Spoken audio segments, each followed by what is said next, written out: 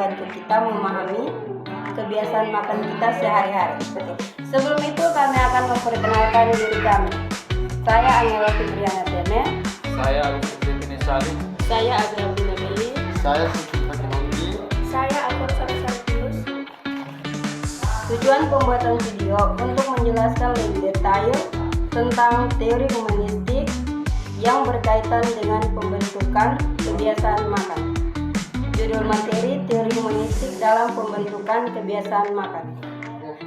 Teori humanistik adalah pendekatan psikologi yang menekankan pentingnya memahami individu sebagai makhluk yang memiliki kebutuhan, keinginan, dan motivasi internal.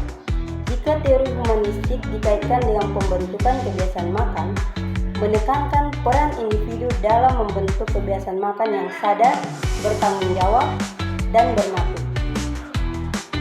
Fokusnya adalah pada pengembangan diri, aktualisasi diri, dan pemenuhan kebutuhan individu dalam mencapai kesejahteraan holistik melalui kebiasaan makan yang sehat. Salah satu prinsipnya yaitu kesadaran diri. Memahami kebutuhan fisik, emosional, dan sosial terkait makan. Salah satu penerapannya yaitu lingkungan pendukung. Menciptakan lingkungan sosial yang mendukung kebiasaan makan sehat. Salah satu contohnya keluarga, memasak dan makan bersama untuk menciptakan kebiasaan sehat. Manfaatnya kesadaran diri meningkat, motivasi intrinsik lebih kuat, dan menerima diri lebih baik. Pendahuluan, kebiasaan makan adalah pola perilaku yang berulang terkait dengan pemilihan, persiapan, dan konsumsi makan.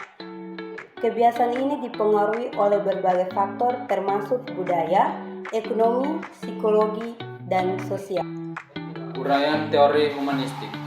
Teori humanistik yang dipelopori oleh Abraham Maslow dan Carl Rogers menekankan pada potensi positif manusia dan kemampuan untuk mencapai akulturasi diri.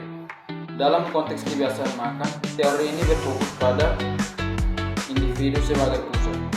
Setiap orang memiliki keunikan dan potensi untuk mengembangkan kebiasaan makan yang sehat. Motivasi intrinsik. Motivasi untuk membuat kebiasaan makan harus berasal dari dalam diri individu, bukan dari tekanan eksternal. Analisis penerapan teori humanistis dalam kebiasaan makan. 1. Pemahaman diri dan kebutuhan.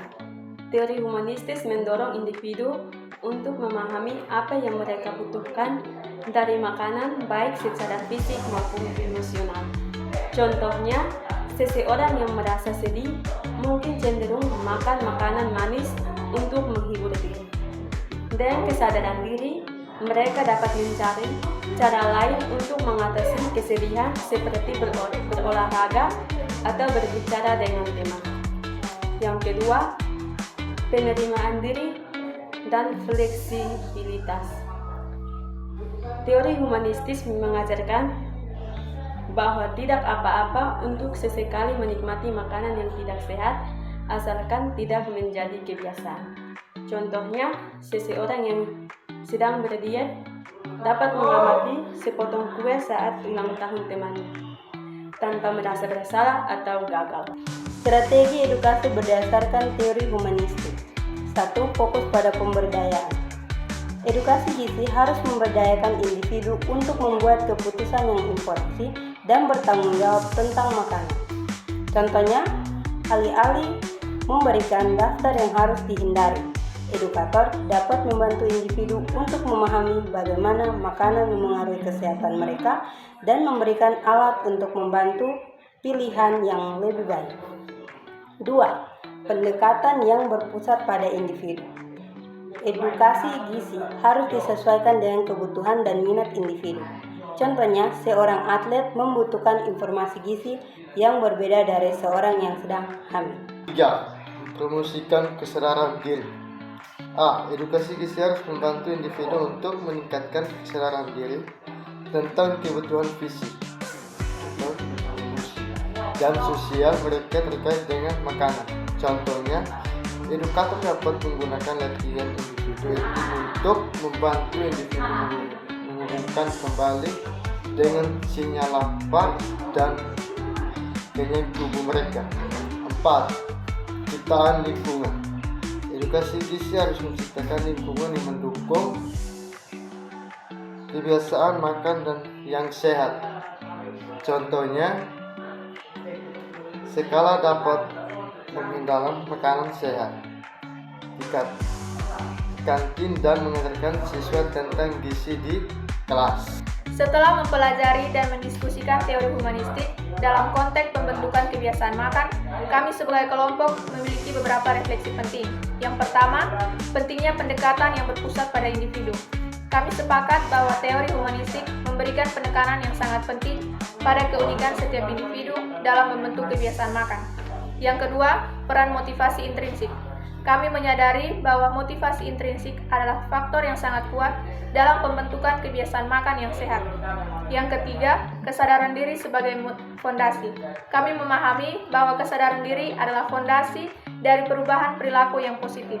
Yang keempat, penerimaan diri dan proses.